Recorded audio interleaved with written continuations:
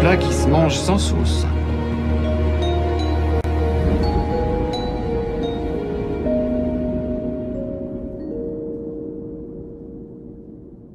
Bien, si vous restaurez une voiture de collection, que ce soit une traction ou autre qui n'est pas tournée depuis longtemps, au niveau du réservoir de carburant, vous risquez d'être confronté à un petit problème. C'est que il n'y avait pas le plein dedans. Dans le réservoir, c'était vide. Du coup, ça s'est oxydé de l'intérieur. Là, ça s'est même oxydé de l'extérieur, comme ça, c'est la totale. Et évidemment, c'est bien simple, il y a des trous un peu partout. Parce que l'humidité est rentrée dans le réservoir, il a pourri. Et là, on voit bien, il est perforé de partout. Perforé de l'intérieur et de l'extérieur. Bon. Maintenant, si vous avez eu la chance qu'il y ait un petit peu de carburant dedans, comme celui-là, là, le problème qu'il faut voir, c'est que pour essayer, le mieux, c'est de mettre du gasoil dedans. On le remplit. Et le fond du réservoir, lui, il est bon. Maintenant, on voit bien ici, voilà. Il est perforé. Il est pourri de l'intérieur. Et là, c'est pareil. Même avec beaucoup de produits, il n'y a rien à faire. Ce réservoir-là, il est mort.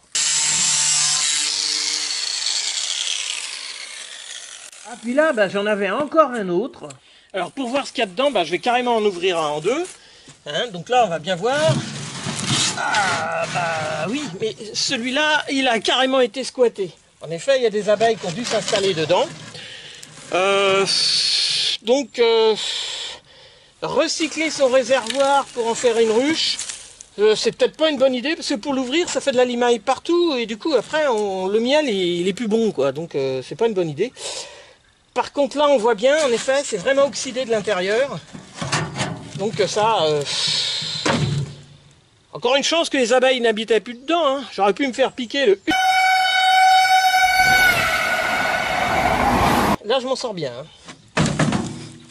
Bon, vu le contenu du réservoir et de son état, hein, de toute façon, ça c'est sûr, c'est vraiment bon pour le tas de ferraille. La meilleure des solutions, si c'est une voiture de collection qui a des pièces qui se refont, c'est d'en acheter un tout neuf. Voilà, celui-là, impeccable. Maintenant, c'est vrai qu'il y a certaines voitures, il n'y a rien à faire, vous risquez de ne pas retrouver de réservoir. Bien, pour schématiser le problème, si mon réservoir a le plein de carburant, pas d'oxygène à l'intérieur, donc normalement, ça risque pas de s'oxyder. Maintenant, si le réservoir est vide, au bout de 40 ans ou 70 ans, suivant le taux d'humidité, ça risque de s'oxyder à l'intérieur, allant jusqu'à la perforation, ce qui fait qu'au moment, pour un essai, si vous mettez du gasoil dedans, ça fuit. Il faut savoir que si on répare cette partie-là avec de la soudure, la fuite, s'il y a eu de l'oxydation ici, parce que c'était vide, il y a de l'oxydation un peu partout. Ce qui veut dire qu'il y a de la faiblesse un peu sur tout le réservoir, puisque l'oxyde a légèrement creusé l'acier. Donc c'est vrai que dans le meilleur des cas, changez le réservoir. Bon, si vous avez des difficultés à en trouver un ou que c'est hors de prix, essayez de le réparer. Dans ce cas-là, moi je me suis obstiné sur celui-là. J'avais acheté ce réservoir-là, qui normalement ne fuyait pas. Et en fin de compte, premier essai avec du gasoil, ça fuyait ici autour du bouchon. Deuxième essai, ça fuyait à cet endroit-là. Enfin bref, il y a eu quelques fuites. Donc avec un fer à souder à l'étain, j'ai rebouché. Maintenant, il ne fuit plus. Mais il faut savoir quand même que, hélas, il y a eu un petit peu d'oxyde à l'intérieur. Et du coup, la tôle n'est pas sûre. Bien, le réservoir, je l'ai apprêté vite fait au pinceau. Hein. C'est une partie qui est sous la voiture, ça se voit pas trop. On va pas... Bon, maintenant, je vais y appliquer vite fait une couche de teinte, du gris.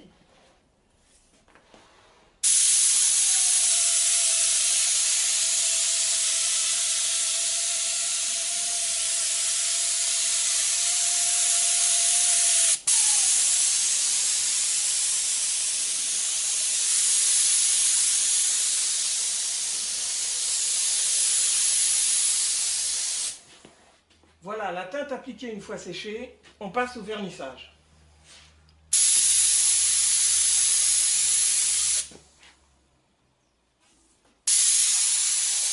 après ponçage, apprêtage, je l'ai teinté un petit peu en gris, 2 couches de vernis, et ben ça fait un bon coup de barbouillage qui va donner un air de neuf au réservoir.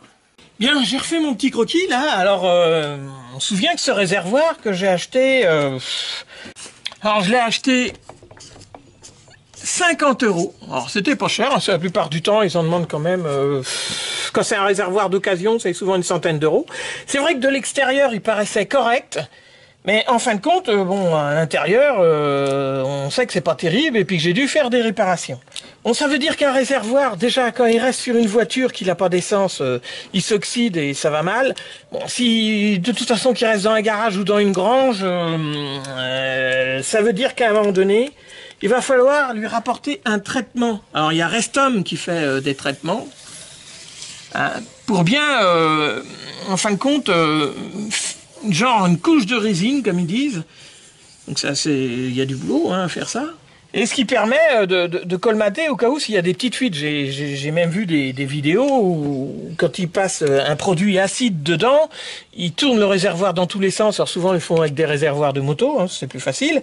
Et ben à un moment donné, flûte, même si ça fuyait pas, l'acide va corroser et c'est là qu'on va voir que ça fuit. Alors qu'avec l'essence, ça fuyait pas. Donc je pense que pour du Restom, j'en aurais eu pour une centaine d'euros.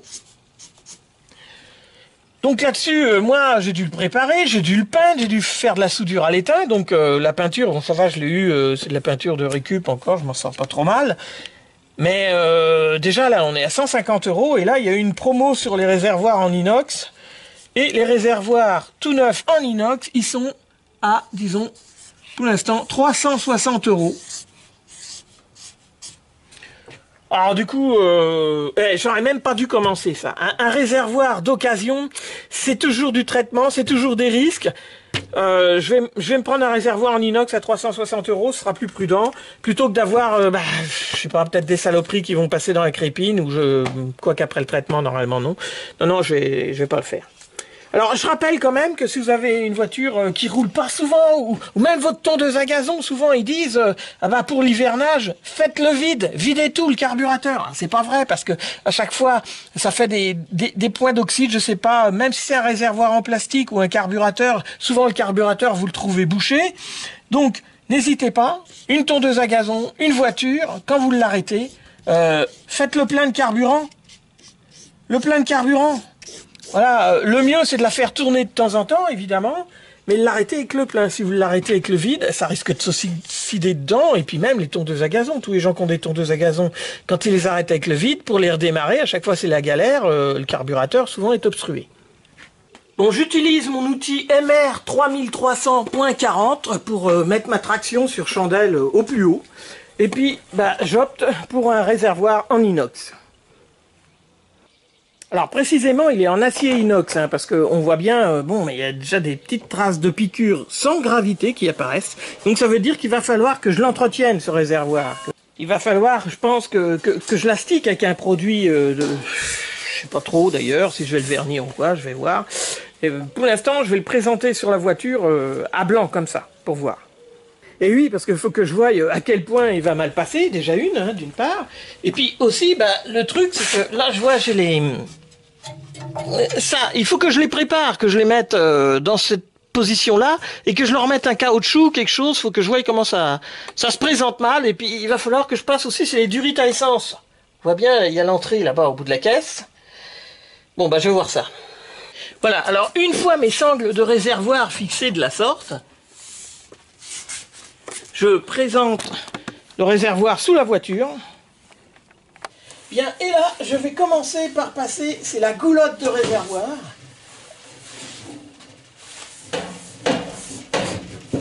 Voilà.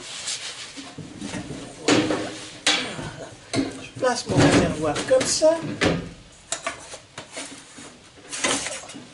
Instant, je mets un tabouret.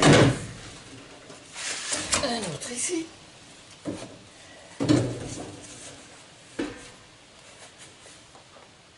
Voilà, alors après je me suis amené des cales en polystyrène.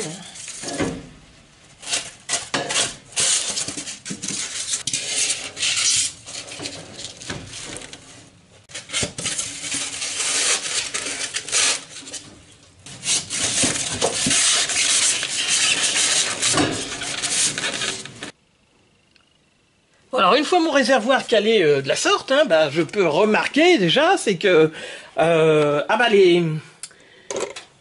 les trous pour mettre la jauge à essence, et puis ça c'est le puits de jauge, bah, ils sont décalés de peut-être 3 ou 2 cm sur le côté gauche. Bon, c'est dommage, mais je pense que ça devrait aller. Sinon, pour la jauge, si jamais je dois la déposer, est-ce que je devrais ouvrir la tôle là? Bon, ça m'embête un petit peu, je vais voir, hein, je vais regarder avant de découper quand même, parce que ça m'embête. Sinon, bah, il y a aussi l'entrée de goulotte. Bah oui, ça frotte ici. Hein, je suis au maximum en haut là, et bon bah ça c'est pareil, il va falloir que je regarde si je peux faire quelque chose. Bon, il faut savoir que ça c'est un réservoir de refabrication, hein, il sort pas de l'usine Citroën, donc il y a peut-être 2-3 adaptations, comme d'habitude, qu'il va falloir que je fasse. Bon, j'ai redéposé mon réservoir, et là, je viens de le coincer avec une cale de bois sous mon établi. Avec l'autre cale de bois ici. Je vais prendre la mesure ici, et je vais essayer de gagner 1 cm avec cette goulotte. Voilà, donc ainsi coincé, j'attrape la goulotte, et voilà, délicatement, voilà, j'y donne un coup comme ça. Bon, et tout de suite, je reprends la mesure. Ah oui, j'ai peut-être gagné 1 cm. Ah, pas tout à fait. Je vais redonner un tout petit coup. Voilà, et je vais forcer comme ça, jusqu'à temps que je trouve que ça soit bon.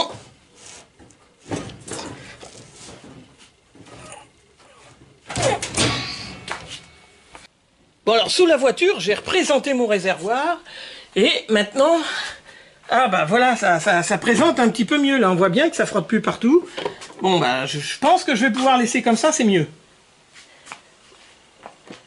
Bon, tout compte fait, j'en ai remis un deuxième coup, c'est-à-dire j'ai redéposé, là je viens de reposer mon réservoir après l'avoir bien détordu dans l'étau comme tout à l'heure. Et là, ça présente encore mieux, voilà, c'est impeccable. Ça me permettra de mettre ce joint de caoutchouc là qui va là. Il faut que j'en mette un à l'intérieur, c'est pareil aussi, je vais vous montrer ça. Donc là, ça va me permettre de déposer mon réservoir, qui est presque aussi, enfin presque. Allez. Je redépose mon réservoir.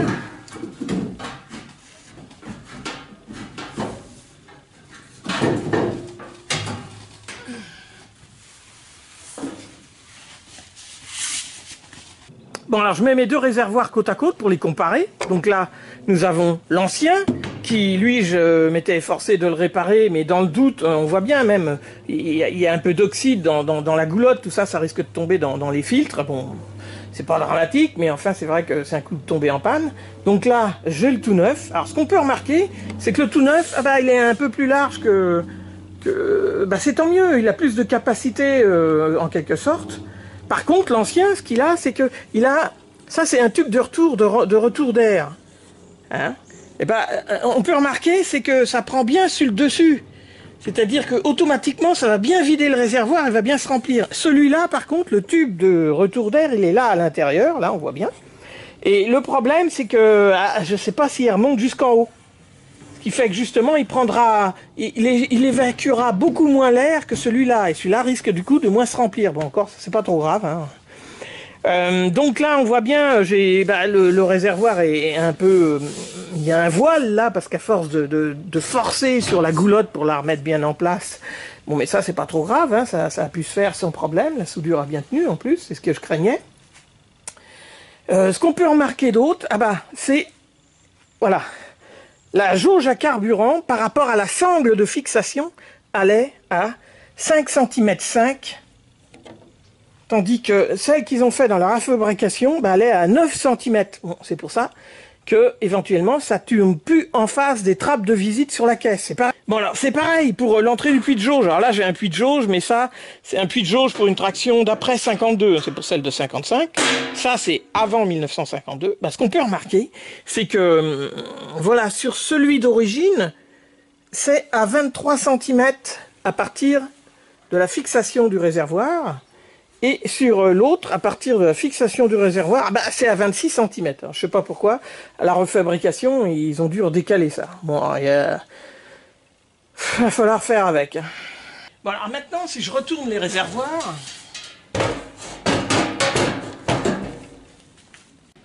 Bon, on remarquera que celui qui est de refabrication, son bouchon de vidange, c'est un bouchon de vidange en douille de 13. Tandis qu'à l'origine, bon, il y avait une belle incurvation là pour récupérer l'essence sur le réservoir d'origine, et c'était un bouchon de vidange de clé de 26. Ça avait l'avantage, c'est qu'on pouvait y mettre une crépine dessus. Bon bah là, tant pis pour la crépine, il n'y en aura pas. Hein. Alors l'avantage du réservoir tout neuf aussi, évidemment, c'est... Attends, je vais prendre une lampe. Voilà, je vais éclairer l'intérieur. Voilà. Ah, on voit bien un réservoir tout neuf, évidemment c'est nickel hein, dedans. Tandis que l'ancien que j'ai réparé, bon il fuit plus, hein, parce que j'avais mis du gasoil dedans pendant 2 ans, hein, ça fait bien 2 ans que je n'ai pas touché à ce réservoir. Et ben si on regarde au fond, par contre, ah oui, là, c'est plus la même sauce. Hein.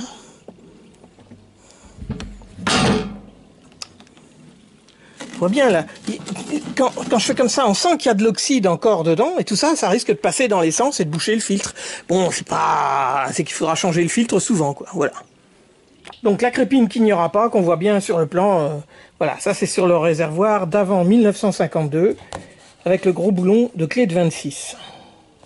Bon, pour ce qui est de la jauge à carburant, pour l'instant, j'ai le temps d'y penser. Hein, je ne suis pas arrivé à l'électricité, il n'y a pas de doute. Donc, même l'ancienne ici, hop, je vais la remettre. Voilà, je vois qu'elle passe comme ça. Ça permettra de la remettre. C'est pas que je m'entraîne pour la remettre sur l'autre.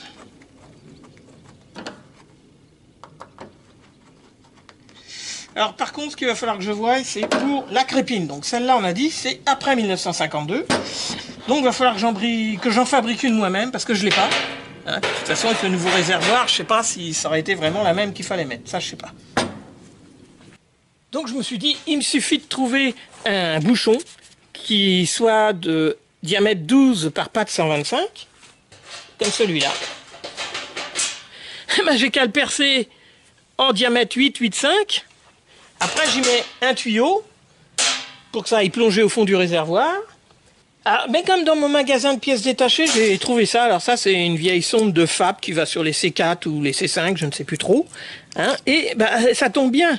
Je coupe le fil électrique. Voilà, je récupère la partie vissage, c'est du 12 par 125. C'est déjà percé. Et ça se met ici. Voilà, j'ai plus qu'à trouver un tuyau qui fasse plongeur. Agrandir un petit peu le trou, parce que là, ça passe pas. Bon, alors là, j'ai un grand tournevis fin, dont j'ai mis un morceau de tiro ici. Je le plonge là où va être le plongeur. Et je fais une marque sur le tiro à ras du réservoir.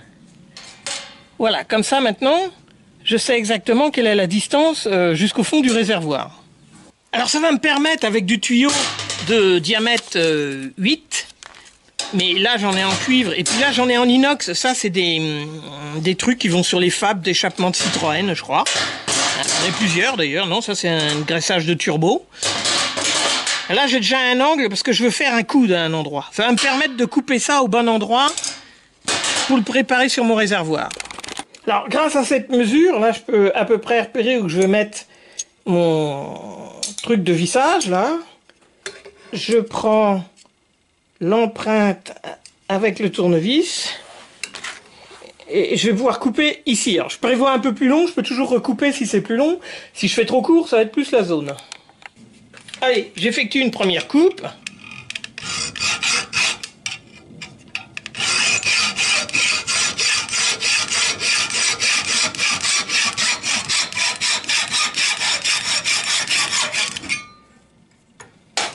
Allez, j'ébavure un peu les coups de scie.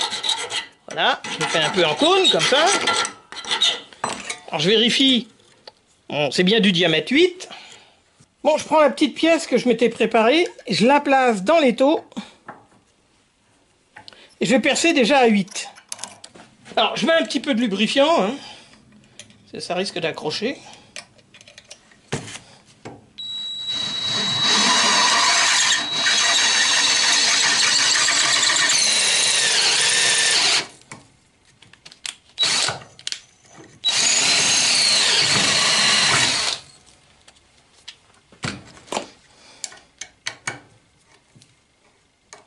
Ça risque de passer, je vais peut-être passer un petit coup de forêt au-dessus. Alors là, je passe à 8,5, mais je vais peut-être pas le passer partout. Hein.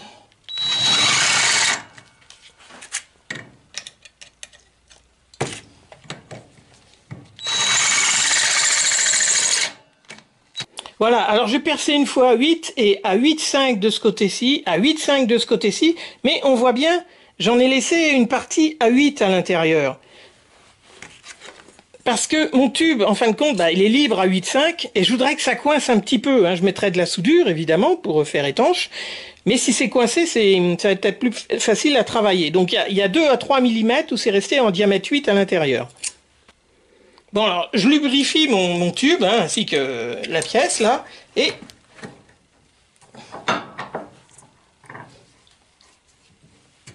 Voilà, comme ça rentre, et ça coince un petit peu, impeccable. Voilà, en quelque sorte, ma douille de filet rapporté, là, est coincée dans mon tube, pour l'instant. Je vais pouvoir essayer sur mon réservoir, mais je vais déjà en couper un bout, là, parce que là, j'en ai trop long, de toute façon, pour brancher une durite de diamètre 7. Hein. Le tube est de diamètre 8, la durite en caoutchouc sera de diamètre 7. Voilà, je mets donc ma pièce dans mon étau, et je coupe le surplus.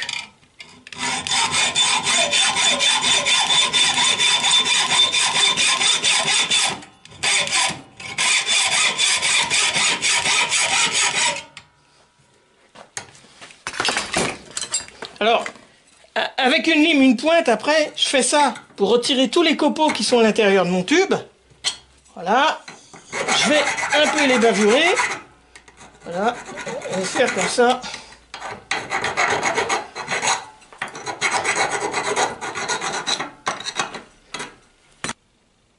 Voilà. Alors, je présente l'objet que j'ai fabriqué sur mon réservoir.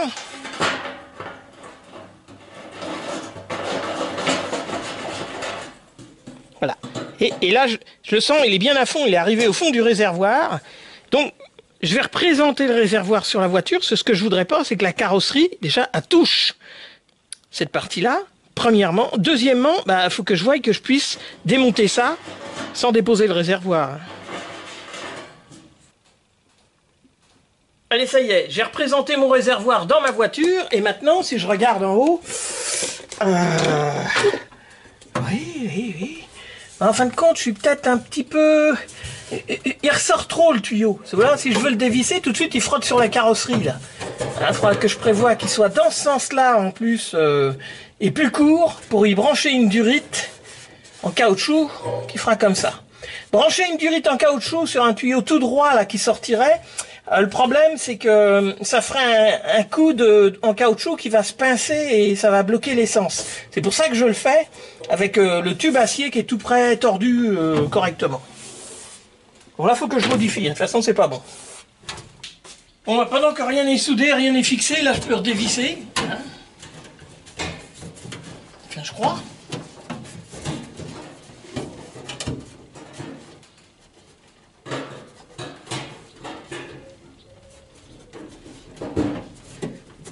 Sortir comme ça, puis faire ça. Voilà. Bon, ça, déjà, je peux le raccourcir de 1 cm à peu près, hein, que le plongeur plonge de 1 cm plus. Du coup, ça me permet de remonter cette pièce-là de 1 cm. Voilà, je vais repérer, là.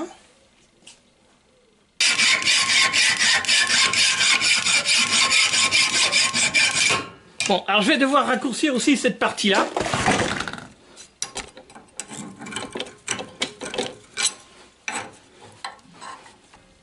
Alors voilà, je représente mon puits de jauge. Et ben là, il faudra que je soulève la tôle pour pouvoir le visser ou le sortir. Hein, je le mettrai autrement. Parce que le problème, c'est que vu qu'ils n'ont pas mis le trou du puits de jauge au bon endroit sur le réservoir, ils l'ont décalé de 3 cm, je bute sur la tôle. Là. Donc, il faudra que je lève la tôle à chaque fois que je voudrais démonter ou remonter ça. Bravo, hein. Bon, sur mon tube en inox, là, j'ai mis un bon coup à poncer. J'ai appliqué, c'est de la pâte, de la pâte à souder, de la pâte à étamer. Et maintenant, hop, je le remets bien à fond.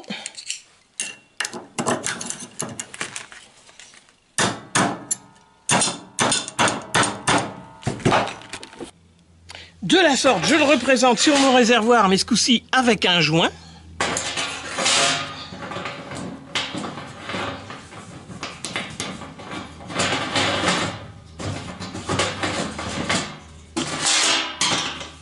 Voilà, je serre l'écrou sur le réservoir. Et moi, ce que je veux, c'est que cette partie-là, bah, soit comme ça une fois que j'ai serré. Bon, au cas où je veux serrer plus fort, ou je vais le mettre dans ce sens-là.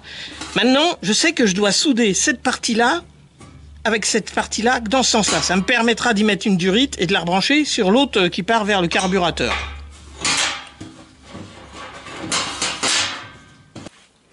Voilà, je place ma pièce à souder avec de la pâte à souder que j'ai mis déjà dans une... Je la coince entre deux bouts de bois. Si je la mets dans un étau, il va falloir que je chauffe l'étau avec et ça va être plus compliqué à chauffer.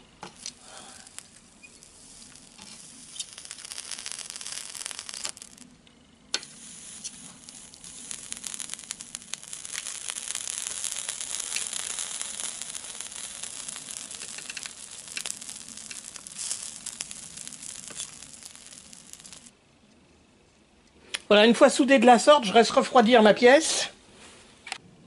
Alors cet objet que j'ai fabriqué moi-même, le problème, c'est que arrivé au fond du réservoir, même s'il touche pas vraiment le fond, si jamais il y a un choc ou que le réservoir des fois peut s'aspirer s'il y a un trou d'évent qui n'est pas fait ou autre chose, et ben là l'essence va plus passer. Donc ici, il faut que je finisse ma pièce en faisant une petite griffe comme ça. De telle sorte que si jamais le puits de jauge touche le fond du réservoir, eh ben, l'essence puisse passer voilà, dans cette petite partie ici.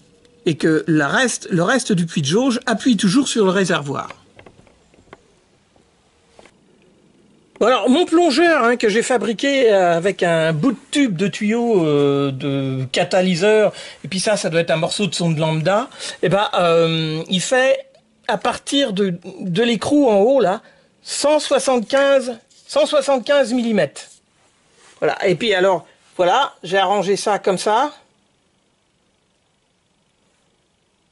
Voilà, de telle sorte à ce que quand le réservoir, si par hasard, il s'aplatit dessus, bah, l'essence puisse toujours être aspirée.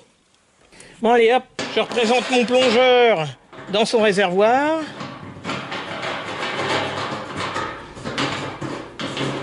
Je lui mettrai une patte loctite en haut, là, quand je le serrai définitivement. Voilà, il part où je voulais. Comme ça, je ferai un coude comme ça, en caoutchouc, pour brancher sur la durite en cuivre qui partira vers le carburateur. Alors certains me diront, j'aurais pu faire plus simple, et faire un plongeur comme celui-là, là, qui sort tout droit. Mais le problème, c'est que le plancher, il est à 3 cm au-dessus. Donc ça veut dire que si je mets une durite en caoutchouc ici, qui va faire ça, une durite diamètre 7, et ben automatiquement, ici, voilà, je risque d'avoir un pincement là, ici, à cet endroit-là, et ça risque de me bloquer l'essence. C'est pour ça que j'ai préféré faire comme ça. Comme ça, ma durite risquera pas d'être pincée. Donc, je rappelle, une durite, pour bien faire, il faut la mettre du diamètre 7 mm. Alors que le tube, lui, il est de 8 mm.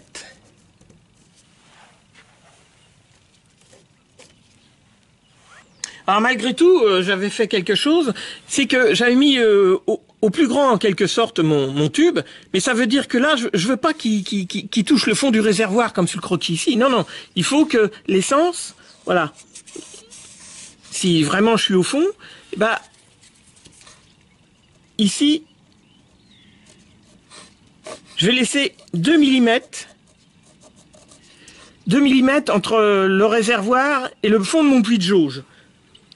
Pour être sûr que ça se colmate pas, que ça se bouge pas, ou quand le réservoir remonte pour une mauvaise raison de toute façon, que ça me bouche tout, quoi.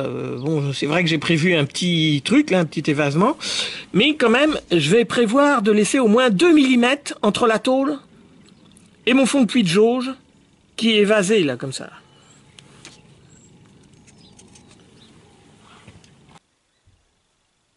Alors pour vérifier ça, bon bah c'est facile, il suffit de passer par le trou de, qu'on appelle la jauge à carburant, et je vois où arrive mon plongeur. Je vais pouvoir de telle sorte le limer et le mettre à la distance que je veux. Alors pour ça, muni d'un grand tournevis fin, au bout je lui mets ce qu'on appelle un petit bout de bois que je scotche. Et alors, avec un calibre à coulisses, je me fais un étalon de 2 mm. Une fois que j'ai fait ça, je le rentre à l'intérieur avec ma lampe. Je vais pouvoir passer, voilà, la cale étalon. Alors ça, je peux pas vous le filmer. Voilà, sous mon pli de jauge, sans problème. Là, j'ai mes 2 mm. Donc l'essence va pouvoir rentrer dans mon tube sans problème. Ah oui, une fois on me l'avait demandé, donc je précise que pour faire la soudure, j'ai utilisé ce matériel-là.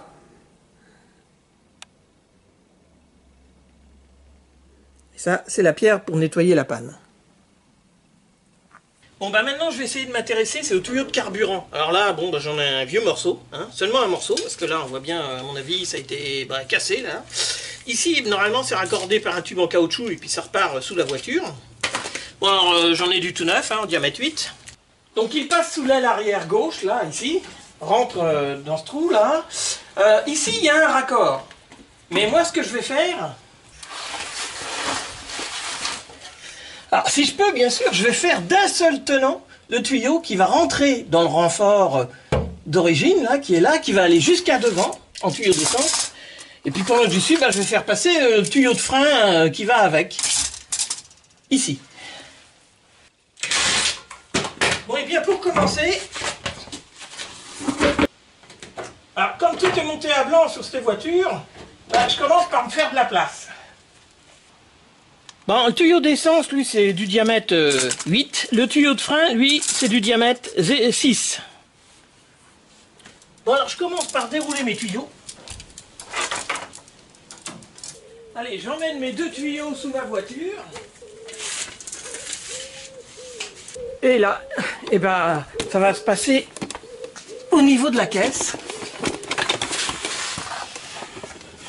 Et là, il va falloir que je fasse passer les 2 tuyaux dans le renfort du bas de caisse, là, du plancher de caisse. Alors, je prends un forêt, parce que je l'avais fermé, ça, moi, j'ai préféré les fermer et traiter.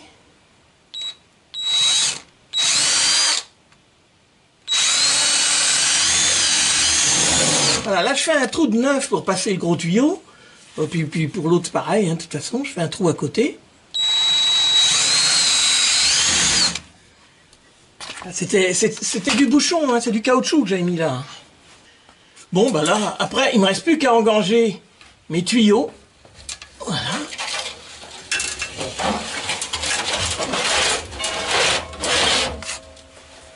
Tuyau d'essence. Il devrait passer, voilà.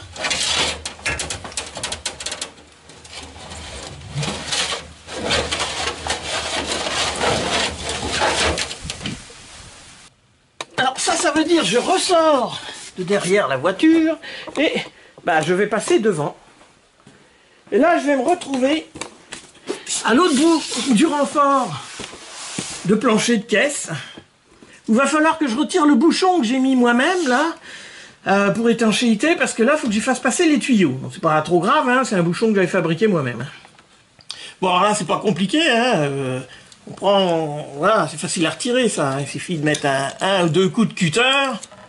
Hein, j'avais mis très peu de colle à pare-brise justement, j'avais prévu qu'il fallait que je repasse les tuyaux. Je remettrai ce bouchon après. Voilà. Alors maintenant, j'ai plus qu'à continuer à faire avancer les tuyaux. Bon, mes tuyaux de frein et mes tuyaux de carburant étant passés ainsi sous ma caisse, je vais retourner derrière.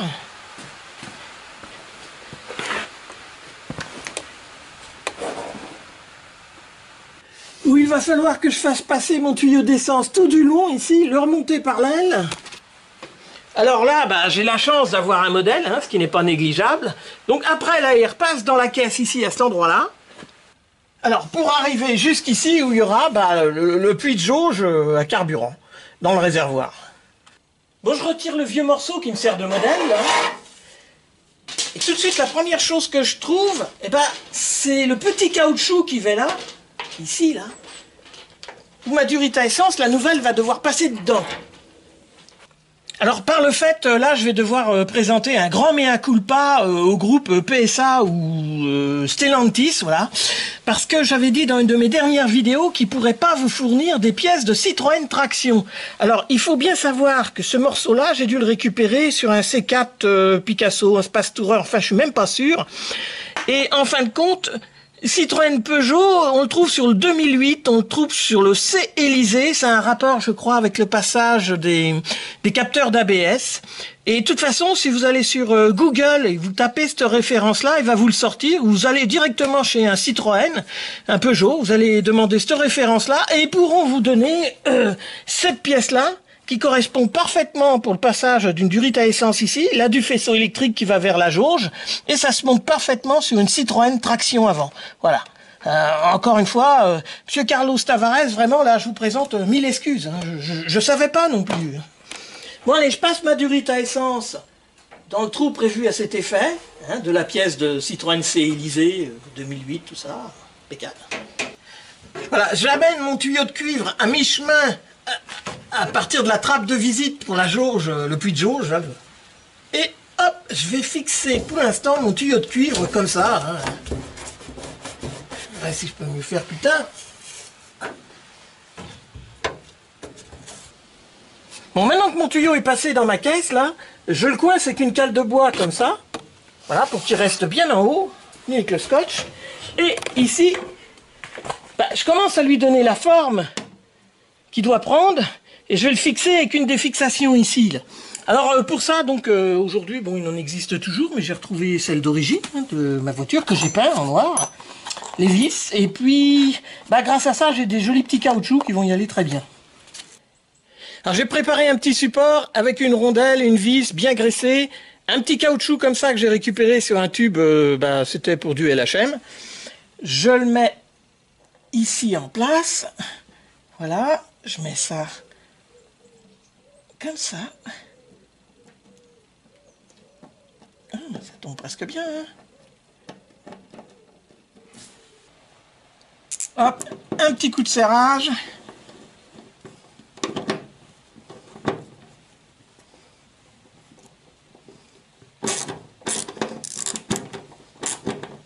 Voilà, première fixation, c'est fait. Maintenant, je continue. Bon, sinon, pour le caoutchouc, il suffit de découper un petit morceau de chambre à air. On met un petit bout de Chatterton là, pour le tenir. C'est ici que ça va se faire. Voilà, on enroule son morceau de chambre à air autour du tuyau. Je rajoute un petit bout de Chatterton pour que ça tienne.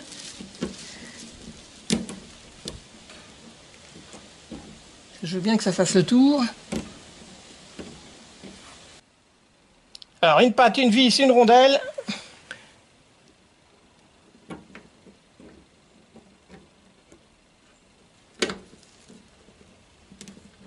Bon, les mêmes choses pour la troisième fixation qui est sous l'aile.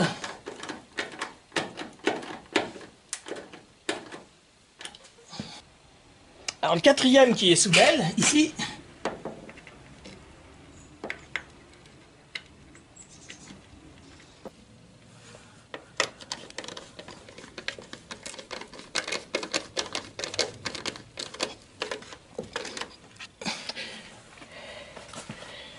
Alors là, à cet endroit-là, il faut que je forme un peu un arrondi pour que ça parte sous la caisse là-bas. Alors pour ça, j'ai une espèce de spatule en bois là, que je vais glisser ici. Voilà, et je vais en profiter pour que ça se tourne comme ça. Je regarde où passe le tuyau exactement. Et oui, parce qu'une fois arrivé là, mon tube, faut qu'il remonte là, le long du châssis ici, et qu'il passe par-dessus cette patte là. Alors, ça va pas être simple, mais ça devrait être faisable.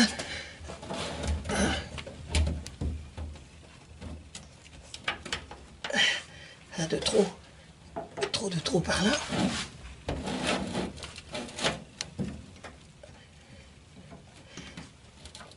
Est-ce qu'il faut qu'il passe au-dessus?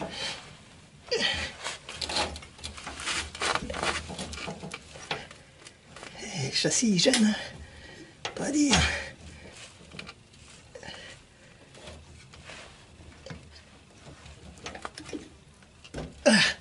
Au-dessus de la patte, ok? Et là, hop, par là.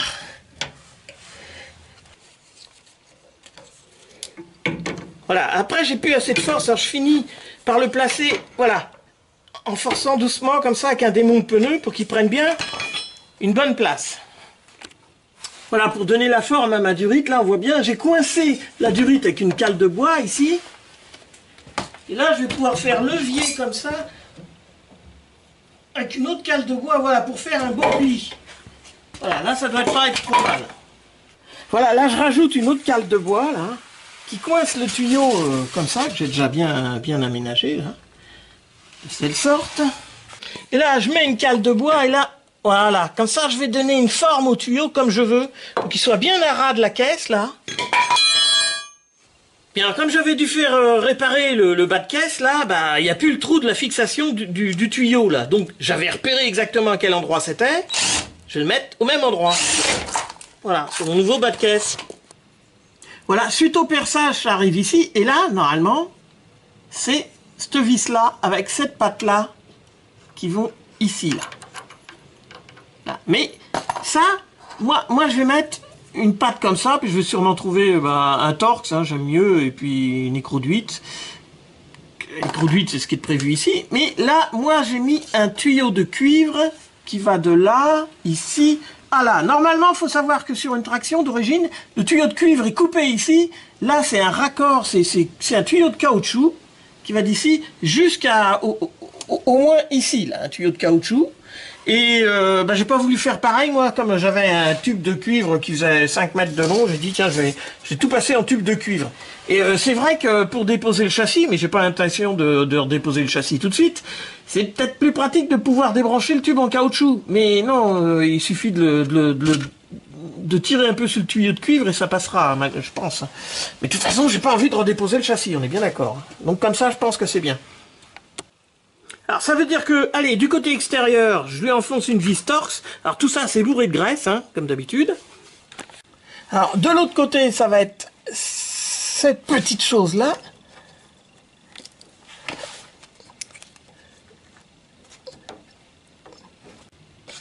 Alors j'ai dû mettre une planchette là qui force sur le tuyau. Sinon, je vais pas y arriver. Je vais mettre mon écrou de clé d'huître.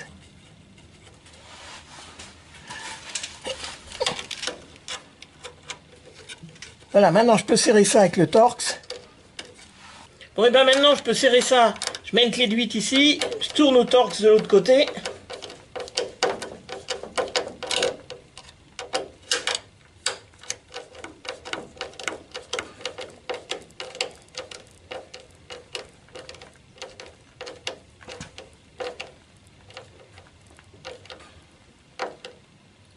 Voilà, et comme ça, ça devrait tenir. Et bien voilà, le tuyau de cuivre passant comme ça. Bah là, il me reste plus qu'à remettre, c'est un manchon en caoutchouc dedans, là. Donc ça, je vais voir si je l'ouvre en deux, si je redépose tout, parce que j'ai envie de vernir le tuyau. Oh, c'est tellement marrant à tout démonter. Bon, le meuf là à l'avant de la voiture, donc ça, c'est la canalisation de frein. Je lui remets le fameux petit triangle, là, qui va obstruer. Voilà, et je le fais remonter comme ça, jusqu'au renfort de plancher. Voilà, je l'ai percé de 2 trous. Pour les tuyaux. Bon, et je ramène le triangle jusque devant le renfort de plancher, ici. Arrivé là, bon bah je récupère écologiquement, comme d'habitude, de la colle à pare-brise. Hein. Parce que l'achat, à chaque fois, c'est dommage de se jeter. Hein. Ben là, ça va resservir. J'en mets un petit peu ici, voilà. Parce que moi, ce que je veux, c'est que cette partie-là, bah, ça reste étanche, quoi.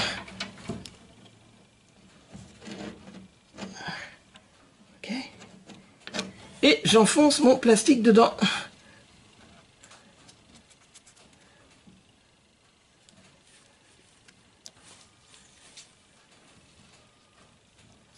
Bon alors, une fois mon étanchéité fait avec mon petit bout de mousse et ma colle à pare-brise, là, hop, j'ai fait briller les tuyaux. Et hop, je vais leur mettre un petit coup de vernis au pinceau, histoire qu'ils ne puissent pas que s'oxyder, hein, comme c'est du cuivre, j'ai un peu peur que ça attrape le verre de gris. Voilà, donc j'ai préparé un petit peu de vernis avec du durcisseur. Je les enduis avec. Bon, j'avais un rénovateur peinture qui traînait, un désoxydant, hein, bah, ça tombe bien. J'en ai mis un bon coup sur le tuyau de cuivre. Voilà, pour faire briller. C'est ce que j'ai fait à l'avant, hein, pareil. Et puis après, pareil. Alors là, on voit derrière, j'ai dû retirer tous les supports, les caoutchoucs, tout ça. Voilà, je préfère y mettre un petit coup de vernis à mon tuyau.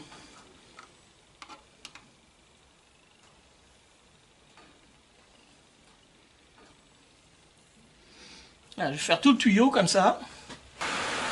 Bon, alors maintenant que le vernis a séché, hein, le lendemain, bon là j'ai trouvé un petit bout de tuyau en caoutchouc que j'ai coupé à la mesure à peu près. Hop, j'enduis de graisse silicone le tube, j'en ai mis dans le tube en caoutchouc. Je glisse d'abord le tube en caoutchouc. Bon, j'aurais pu le fendre en deux et puis l'amener directement où je voulais, mais je vais faire comme ça. Après, ben là j'ai la pièce que m'a fournie Stellantis, là, que je passe tout de suite. Voilà. Bon, arrivé de l'autre côté, bah, je remets la pièce fournie par Stellantis. Là, je passe mon caoutchouc. Alors, tout le long de ma durite en cuivre, là, c'est passé. Voilà, et je fais passer le caoutchouc comme ça. Bah, jusque ici, là, où il faut qu'il arrive. Parce que là, en fin de compte, cette patte-là, elle tient la durite d'essence.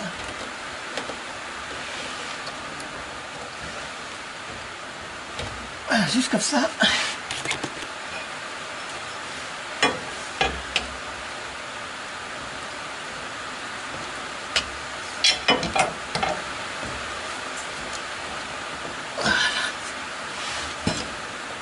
Voilà. Comme ça, c'est bien. Bon, alors c'est le cas de le dire, hein. Je refixe toutes les fixations.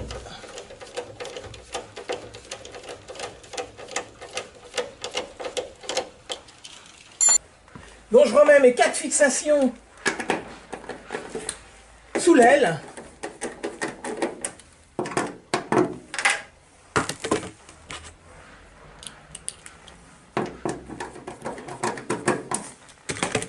Bon allez, à l'avant de la voiture, bah, c'est pareil, là je sais qu'il y a une fixation qui va juste ici. D'ailleurs, c'est celle-là. Voilà.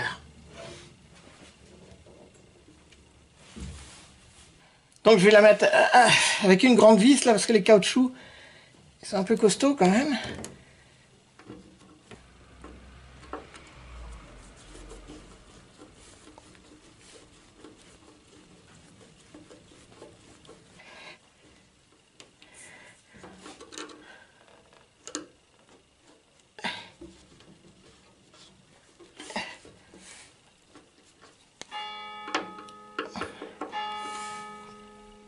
Voilà, donc pour l'avant maintenant je vais laisser comme ça parce qu'à vrai dire je me souviens plus trop après comment ça passe, où ça passe, je verrai ça dans mes archives. Alors ça je verrai plus tard parce qu'évidemment moi le projet pour l'instant c'est de mettre le réservoir sous la voiture. Donc évidemment j'étais obligé de passer les tuyaux, hein, puisque le tuyau de carburant bah, il arrive au-dessus du réservoir. Ah mais vous avez peut-être remarqué aussi. Donc j'ai dû passer le tuyau de frein pour ça, avec, et donc j'ai dû façonner ici le tuyau de cuivre avec un petit embout, et donc pour ça, bah, moi j'ai utilisé cet outillage-là. Bon, mais j'aurais tout le loisir de vous en refaire d'autres, vous verrez bien, mais ça c'est pas trop mal, ça c'est pas mal ça. Ah oui, détail important, quand on coupe un tuyau de cuivre avec ce genre d'outil là, faut toujours penser après à passer une pointe, bah, ça c'est fourni avec je crois, pour tourner dedans, parce qu'automatiquement ça le referme ici et ça pourrait faire frein au passage de l'essence. Donc bien rouvrir ici le... Hein, alors, pas hésiter si jamais vous n'avez rien d'autre, hein, vous prenez un vieux bout de lime comme ça et puis vous le tournez dedans, voilà, et ça refait bien le tuyau. La suite au prochain épisode.